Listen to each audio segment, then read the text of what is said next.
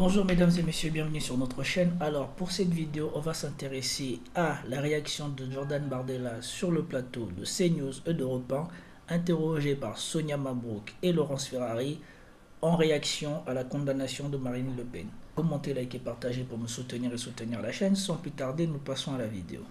Bonjour cher Laurent. Bonjour Sonia. Et bienvenue à tous à la grande interview sur CNews et Europe 1 en format spécial ce matin après le séisme judiciaire hier autour de la condamnation et de l'inéligibilité de Marine Le Pen. Les conséquences politiques sont très importantes, bien sûr, majeures, conséquences aussi démocratiques sans doute pour notre pays. Sa parole est très attendue. Notre invité ce matin, c'est le président du Rassemblement national. Bonjour à vous Jordan Bardella. Bonjour. Bonjour, merci d'avoir accepté notre invitation pour évoquer les suites immédiates de cette condamnation, évoquer l'avenir du parti, le vôtre également, Jordan Bardella, et bien sûr celui de Marine Le Pen. D'abord, première question.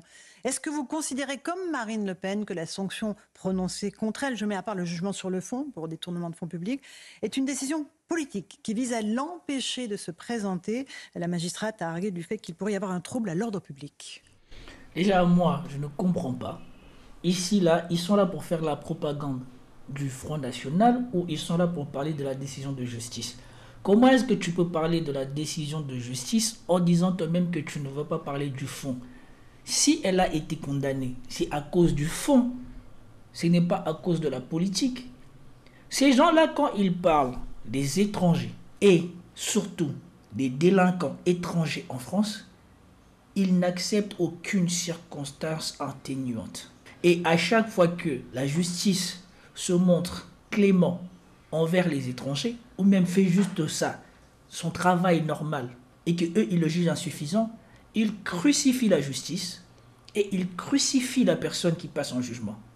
Et là, alors que factuellement, il est démontré que le Rassemblement national a détourné de l'argent, et hier déjà je vous ai parlé, ils veulent confondre ça avec enrichissement personnel. Non. Quand tu as une entreprise et que tu fais sortir de l'argent de ton entreprise par des moyens qui sont illégaux, tu es condamné pour abus de biens sociaux. Et là, on ne dit pas qu'il a détourné de l'argent pour aider son fils ou quoi que ce soit. Ils s'en foutent. Tu as sorti de l'argent sans que ça soit ta paye, soit que ça soit quelque chose qui justifie que l'argent de l'entreprise soit dépensé. Tu es condamné et personne ne revient là-dessus. Et dans le cas du Rassemblement national, ces gens-là ont détourné cet argent parce qu'ils avaient un mandat de représentation, donc un mandat où ils ont été élus. C'est parce qu'ils exercent une fonction qui nécessite une éligibilité qu'ils ont eu l'occasion de détourner cet argent. Comme je le montrais hier, Marine Le Pen qui faisait le fanfaron en disant que la France, il y avait la classe politique qui était corrompue et qu'elle avait une éthique. Quand allons-nous tirer les leçons et effectivement mettre en place l'interdiction de l'inéligibilité à vie pour tous ceux qui ont été condamnés pour des faits commis grâce ou à l'occasion de leur mandat? Moi j'ai entendu le président de la République dire oui, ce qu'il faudrait c'est rendre inéligible à vie ceux qui ont été condamnés. Jusque-là j'étais parfaitement d'accord, c'était dans mon projet présidentiel. Pour corruption et fraude fiscale. Ah bon? Et pourquoi pas le reste? Mais alors pourquoi pas pour favoritisme? Pourquoi pas pour détournement de fonds publics? Pourquoi pas pour emploi fictif? Ah bah c'est sûr que là, ça ferait tomber un certain nombre de personnes au Parti Socialiste, et y compris le chef du gouvernement, qui donc ne pourrait pas être à la place à laquelle il est. Voilà, ils ne le feront jamais. Vous entendez? Jamais. Parce que s'ils le font, la moitié de la classe politique ne pourra plus faire de la politique compte tenu de l'état de corruption et d'immoralité de la classe politique en France. Et moi, ma veste, elle est immaculée. Voilà. Et ils auront beau essayer de s'agiter, ils n'arriveront pas à me salir parce que j'ai une éthique, j'ai une morale, que je m'y tiens et que moi, quand je réclame l'éthique et la morale, je me l'applique à moi. Elle-même, elle s'est affranchie de cette éthique. Et vous avez toujours, je ne sais pas pourquoi on la considère comme une grande journaliste, cette dame, Laurence Ferrari, qui vient poser une question dès le début de l'interview, qui raconte n'importe quoi. On va parler de sa condamnation, mais on ne va pas parler du fond. Si elle est condamnée, c'est parce qu'il y a le fond. Et donc là, c'est l'occasion pour Jordan Bardella de raconter n'importe quoi et de faire sa victime. Et je vous le dis déjà, ça va être une fois de plus catastrophique. Comme pendant les élections législatives. Parce que moi j'ai vu les 2 premières minutes de sa réponse. Et je ne veux pas être tendre, parce que pour moi, il ne mérite ni d'être à la tête du RN, ni d'avoir le buzz qu'il a autour de lui. Son buzz est dû à une campagne menée sur TikTok comme le candidat roumain. Ce n'est pas un bosseur, il n'est pas connu pour avoir accompli des choses qui le placeraient dans je ne sais pas quelle aura d'homme politique. La seule chose qu'il a pour lui, c'est d'être grand et c'est d'être jeune. Et toute sa campagne, c'est autour de ça. Si vous regardez sa campagne TikTok, celle qui en parle bien, c'est Sali. Et je ne sais même pas si la publication que Sali avait fait autour du RN et de la campagne politique de Jordan Bardella est encore disponible. Et on va vérifier ça tout de suite pour que vous-même vous compreniez comment cette personne est montée dans le paysage politique français. Et ça vous montre aussi l'appauvrissement du niveau politique en France. Et donc, avant de rentrer dans l'interview de Jordan Bardella, je trouve qu'il est important que nous allions voir ce petit décryptage que Sali avait fait du RN pendant les élections législatives. J'espère pouvoir le retrouver. Il y a 2 publications. Justement, nous allons les regarder. Il y en a même 3. Regardons les différentes publications qu'elle a fait au moment des législatives et de l'élection européenne du Rassemblement national. Il y en a 3. Alors la victoire écrasante de l'extrême droite ce soir, le Rassemblement national aux élections européennes, révèle pas mal de choses. Parce qu'on va pas se mentir, Jordan Bardella, leur tête de liste, était assez catastrophique pendant toute cette campagne. Combien y a-t-il de gares en Ile-de-France? Il doit y en avoir plus de 300, je crois. Non, on est à plus de 800. Et pourtant, il finit largement devant tous les autres candidats. Et c'est vraiment pas anodin. Déjà, la première chose, c'est qu'aujourd'hui, l'extrême droite a très bien compris comment se dédiaboliser, notamment grâce aux réseaux sociaux, où Jordan Bardella est particulièrement présent et puissant. Il a 1 million d'abonnés sur TikTok, il est donc le 3e homme politique le plus suivi sur la plateforme, et il a réussi à se rebrander, se donner une image de beau gosse. Il poste même des vidéos de filles qui crient quand il enlève sa veste. Et d'ailleurs, c'est une vraie tendance des beaux gosses d'extrême droite qui a pour but de redorer et glamouriser l'image de l'extrême droite sur les réseaux. Et puis au-delà de ça, la communication de Bardella sur les réseaux était très bonne. Il se donne une image à la cool, qui fait des confessions à sa communauté, il utilise des musiques, des sous-titres trendy. Bref, un vrai TikToker professionnel. Et ça a créé quoi? Ça a créé une proximité énorme avec les jeunes, qui sont d'ailleurs les électeurs les plus importants. Pourquoi? Parce que globalement, les jeunes ne votent pas. Donc quand ils votent, c'est eux qui font la différence. Et c'est pour ça d'ailleurs que tous les partis politiques essayent de mobiliser les jeunes à voter. Et d'ailleurs, ce qui est très intéressant avec l'omniprésence de l'extrême droite, et notamment de Jordan Bardella sur les réseaux, c'est que ça lui a permis quelque chose qu'on néglige souvent, c'est d'avoir un visage qui est du coup connu, qu'on reconnaît. Et ça peut paraître anodin, mais c'est un avantage énorme par rapport aux autres candidats des élections européennes. C'est-à-dire que les chiffres ont montré que 85% des Français connaissaient Jordan Bardella, alors qu'à peine plus de la moitié connaissaient Manon Aubry et moins de la moitié des Français connaissaient la candidate du parti présidentiel. Et c'est pas rien. Plus on voit quelqu'un partout et plus il finit par devenir crédible et légitime. C'est ce que j'appelle le syndrome Donald Trump, où tout le monde au début le trouvait ridicule, mais à force de le voir partout, certains commençaient à le trouver marrant, sympa, et il est devenu président de la République. Au-delà de ça, ce que révèle cette victoire de l'extrême droite et du Rassemblement national, c'est qu'aujourd'hui, le Rassemblement national, il a un public fidèle qui veut voter à l'extrême droite parce qu'ils veulent voter pour l'extrême droite. Il faut savoir que 92% des électeurs du Rassemblement national estiment que la plupart des immigrés ne partagent pas les valeurs de la France et que cela pose des problèmes de cohabitation. Et donc vous comprenez bien que ces électeurs sont alignés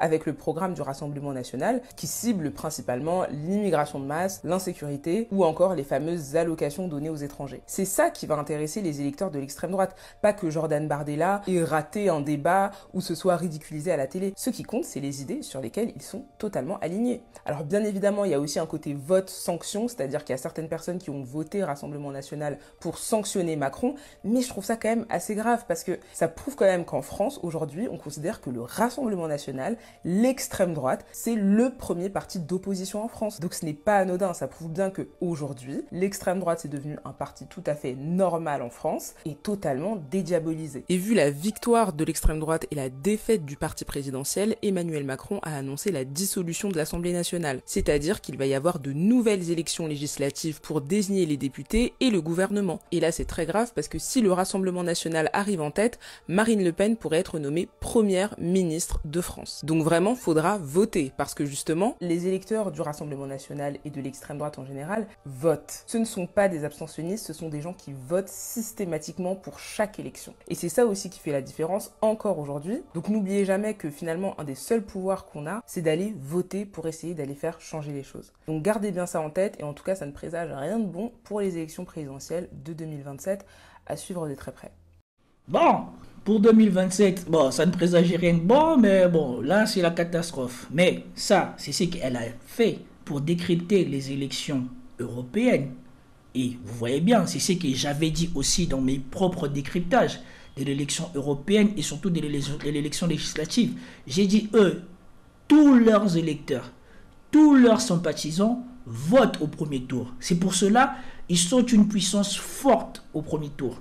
Mais je vous avais aussi annoncé dès le soir des résultats qu'ils ne gagneraient pas au second tour. Parce que tous ces abstentionnistes, tous ces gens qui ont grandi en France, qui sont nés en France, qui sont intégrés en France, qui travaillent en France, qui ont leur vie en France et qui ne trouvent pas important de voter parce qu'il n'y a personne qui les représente, quand ils ont vu ce que Jordan Bardella a provoqué en France comme relent raciste, je vous rappelle qu'il y a même une séquence de RMC, je crois, où il y a une personne du RN qui est sur le plateau et qui dit qu'ils vont abolir le droit de sol français parce que soi-disant il y a trop de gens qui deviennent français.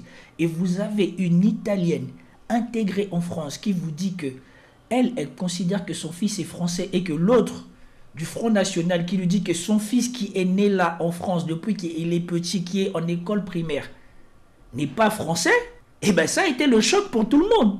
Et là, tous ces gens qui sont pas de la couleur des gens que le Rassemblement national vise, ce qui veut dire que qui ne sont pas arabes, qui ne sont pas noirs, ils ont compris que le programme du Rassemblement national, ce que fait le Rassemblement national, et que le programme du RN n'allait pas affecter que les noirs, les arabes de France, ça allait aussi affecter tous les blancs que eux ne considèrent pas comme français. Et là, c'est pour ça qu'ils ont perdu. Et c'est toujours ça qui va revenir au dernier moment. Même s'ils mentent, s'ils écrivent ça, tôt ou tard, quand les choses vont devenir concrètes, il faudra qu'ils s'expliquent. Et là, ils ne pourront pas le cacher.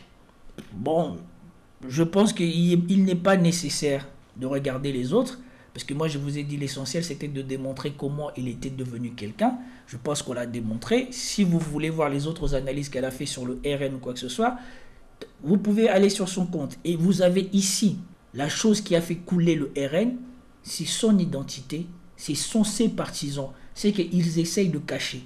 Ils essayent de se montrer comme un parti du gouvernement, mais alors que ici on vous dit raciste, antisémite, candidat du RN condamné.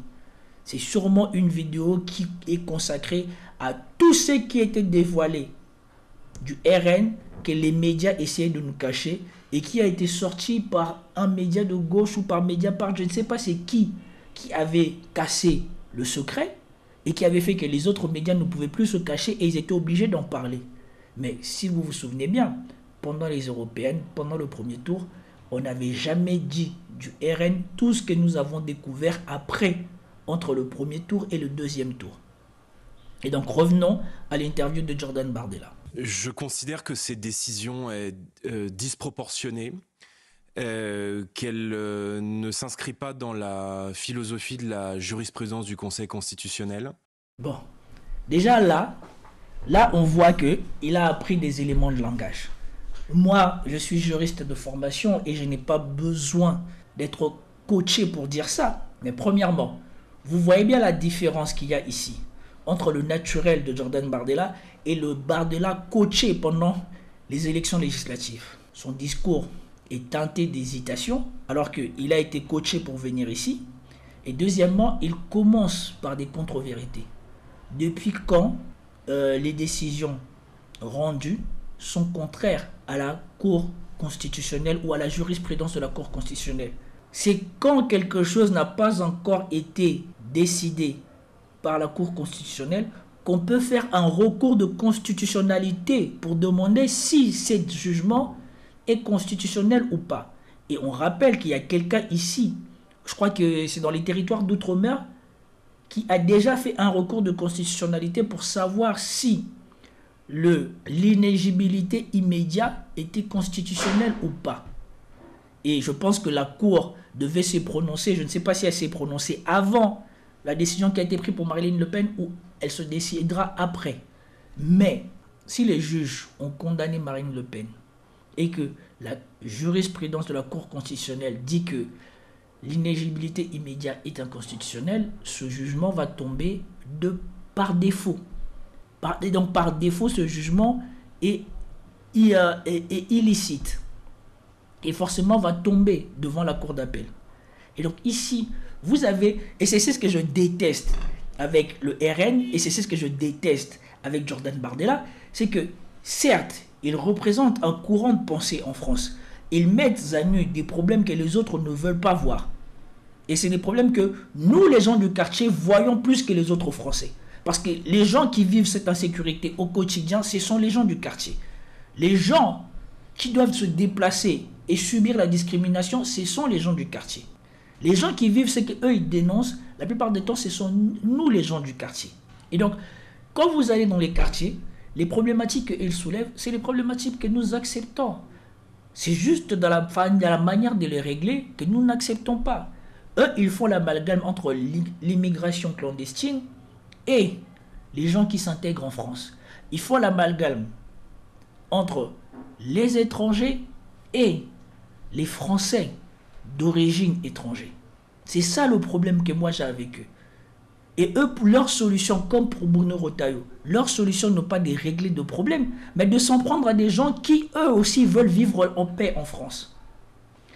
Et le problème majeur que j'ai, c'est que et Marine Le Pen et Jordan Bardella, et je l'ai déjà démontré ici plusieurs fois sur ma chaîne, sont incompétents. Et ce qui est le plus incroyable, c'est que Marine Le Pen, elle a complété le cursus de droit et elle est avocate. Mais quand vous attendez les énormités qui sortent de sa bouche, c'est une catastrophe. Voilà pourquoi elle n'a jamais pu dominer un seul débat présidentiel. C'est parce qu'elle n'a pas le niveau. Et c'est encore pire avec Jordan Bardella. Et que s'agissant de ce dossier un peu plus largement dans son ensemble, il s'agit d'une négation pure et simple de l'état de droit. Voilà. Les gens qui ne savent même plus de quoi ils parlent. Tellement les autres là, le pays de qui vous savez, avec tous les sionistes de France, ont crié au négationnisme et au machin tous les jours. Maintenant, les gens ils te disent qu'une décision de justice est une négation de l'état de droit. Alors que, comme je vous l'ai déjà montré, lui et sa chef étaient le premier à se plaindre du laxisme de la justice, de la tolérance de la justice envers les étrangers, envers les on ne condamnait pas assez les gens. Et là, la justice ne contredit pas la loi, ne contredit pas la jurisprudence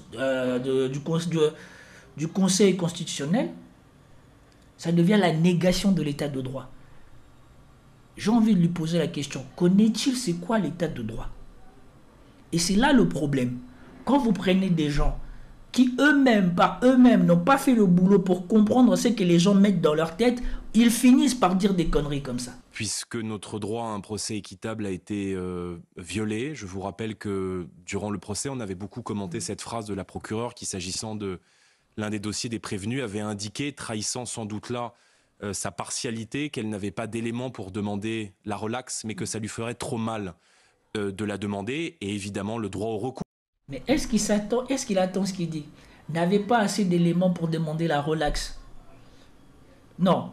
Soit elle n'avait pas assez d'éléments pour demander une condamnation et que ça lui fait mal de demander la relaxe, mais elle ne peut pas avoir assez d'éléments pour demander la relaxe et demander la relaxe.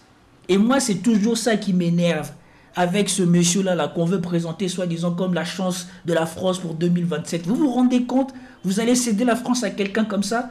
On n'en a pas eu assez avec Macron ou avec Attal. Et encore, les deux là, au moins, ils ont fait des études qu'on peut qualifier de bons ou de méritants. cours qui est violé. Rendez-vous compte que ce lundi 31 mars 2025, des juges ont décidé d'éliminer purement et simplement de la course à la prochaine présidentielle la candidate du Rassemblement national, qui est non seulement la candidate du premier parti de France, mais qui dans toutes les intentions de vote record, est non seulement donnée au second tour sans aucun débat, mais en plus présentée et donnée au regard de ces sondages comme la favorite et comme potentiellement la prochaine présidente de la République. Donc, mais est-ce que vous vous rendez compte? Est-ce que ce monsieur, il se rend compte de ce qu'il dit? Si on vous dit, comme pour les mafiosos, comme pour, comment ça s'appelle, le film de Denzel Washington avec Russell Crowe. Je me souviens plus comment ça s'appelle. Le film de Ridley Scott. Dans le film de Ridley Scott, Denzel Washington, le personnage qu'il incarne, c'est un personnage qui aide tout un quartier, mais qui cause aussi des décès et des morts. Est-ce que parce qu'il aide tout un quartier, on a oublié les faits criminels qu'il faisait? Est-ce qu'on a oublié ses crimes? Est-ce qu'il n'a pas fini en prison? Mais ici, parce que Marine Le Pen est un personnage politique qui, en ce moment, a l'assentiment d'un certain nombre de Français, et les sondages qui n'ont jamais été réalistes pour les élections présidentielles deviennent une justification pour que les juges ne fassent pas leur boulot. La dame est la pièce maîtresse dans le détournement de fonds de l'Union européenne, comme ils disent, sur le fond, ils l'ont démontré, mais parce que, soi-disant, c'est une personnage politique et qu'elle représente un certain nombre de Français, ces Français-là doivent fermer les yeux sur le fait que c'est une criminelle et qu'elle est en train d'être jugée par certainement l'un des organes les plus indépendants des trois pouvoirs, des trois pouvoirs en France, puisqu'on vous rappelle que le pouvoir politique est tenu par les milliardaires, tout le monde l'a compris. Le pouvoir, le Parlement, là aussi, est tenu encore par les milliardaires, parce que si tu ne passes pas par les télés et que les télés te descendent, tu as probablement peu de chances d'être élu. Et donc, l'une des seules choses où les gens, ils y arrivent par eux-mêmes, parce qu'ils vont faire le cursus de droit, parce qu'ils vont faire l'école d'avocat, parce qu'ils vont faire l'école de ENM, parce qu'ils vont faire leur formation, parce qu'ils vont faire leur carrière et qu'ils vont monter les échelons. À part le procureur qui est sous la direction du ministre de l'Intérieur ou du ministre de la Justice, la justice française est l'un des seuls organes qui bénéficie d'une certaine autonomie et d'indépendance. Et à cause de la tension politique et de l'ambiance politique, ils essayent de faire leur travail de la manière la plus correcte et la plus impartiale possible. Et surtout, c'est qu'ils parlent. Quand ils parlent de soi-disant des juges, c'était la procureure de la République. La procureure de la République représente l'État, mais représente surtout un organe du pouvoir exécutif ou sous le contrôle du pouvoir exécutif. Ce qui est l'inverse des juges qui vont délibérer, qui sont eux du pouvoir judiciaire. Donc, ce monsieur est totalement incompétent, incohérent. Il ne mérite pas sa place. Il ne mérite même pas de venir défendre Marine Le Pen. Parce que ça, là, c'est juste pour faire mousser les élus, les sympathisants du RN. Il est totalement nul. Et à chaque fois, j'en ai marre. Parce qu'on va me dire encore que je déteste le RN. Non, je l'ai déjà dit. Le RN, vous devez vous trouver des candidats dignes de vous. Si vous passez votre temps à prendre des gens comme Marine Le Pen, comme Jordan Bardella pour vous représenter, certes, vous aurez toujours l'impression de vous être fait arnaquer, mais au fond, vous savez que c'est justifié parce que ces gens-là sont incompétents. Il y a mes vidéos ici où à chaque fois je démontre qu'ils sont incompétents. Et je n'ai jamais vu des gens venir ici me démontrer leur compétence quand j'ai montré leur incompétence. Et ici, vous avez ça. Nous ne sommes même pas à plus de 2 minutes de cette interview qui fait 43 minutes et c'est déjà catastrophique. Que croyez-vous qu'il va dire à la suite de cette interview qui vaut la peine d'être regardé? Qui valent la peine que vous le regardiez? Les conséquences seront extrêmement lourdes. Est prévue par la loi, Jordan Bardella. Pardon. on va rentrer... Voilà. Le problème avec lui, c'est ça. Il avait le même problème quand c'était les élections législatives. C'est que, comme lui-même, il n'a pas de formation, à proprement dit, universitaire ou ce que vous voulez, il est incapable d'ingurgiter la masse de données qu'il faut avoir pour répondre à ces interviews avec aisance. Il était là en train de remettre la loi en cause et Laurence Ferrari fait un truc banal. Lui rappelle simplement que l'exécution immédiate est prévue par la loi. Et vous voyez le béguin, nous allons voir ça tout à l'heure. Entrer dans l'intimité de l'exécution provisoire. Mais dans tout état de droit, on a droit précisément à un deuxième degré de juridiction. D'abord, s'il existe des cours d'appel, c'est parce qu'il arrive aux tribunaux de première instance de commettre des erreurs. Et si derrière il existe des cours de cassation, c'est parce qu'il y a possibilité dans le droit français que des erreurs soient commises. Nous sommes non seulement totalement innocents des faits qui nous sont reprochés dans cette affaire. Voilà. Non seulement Marine Le Pen a le droit de faire l'appel sur la condamnation qu'elle a eue, et en plus de ça, elle a une procédure spéciale pour demander la suspension de son exécution immédiate ou d'inéligibilité à exécution immédiate en faisant un recours auprès du bâtonnier, je crois, ou du président du tribunal de Paris, donc du Paris. Et donc, je ne sais pas de quoi il parle. Je ne sais pas de quoi parle cet homme. Pitié, les gens du RN. Arrêtez. Il n'ira nulle part. Il n'est pas assez formé, il n'est pas assez solide intellectuellement pour qu'il résiste à un débat présidentiel avec un candidat digne de ce nom. Tout comme l'a démontré Marine Le Pen depuis bientôt 20 ans. Je vous rappelle que la première fois, elle s'est fait écraser par Nicolas Sarkozy en 2007. Et ensuite, elle a subi la même chose avec Emmanuel Macron. Mais le pire, c'est surtout avec Emmanuel Macron. Parce qu'avec toutes les casseroles, toutes les circonstances qui se sont passées pendant les campagnes présidentielles où il y avait Macron la première fois, elle n'a pas été capable de mettre Macron en difficulté.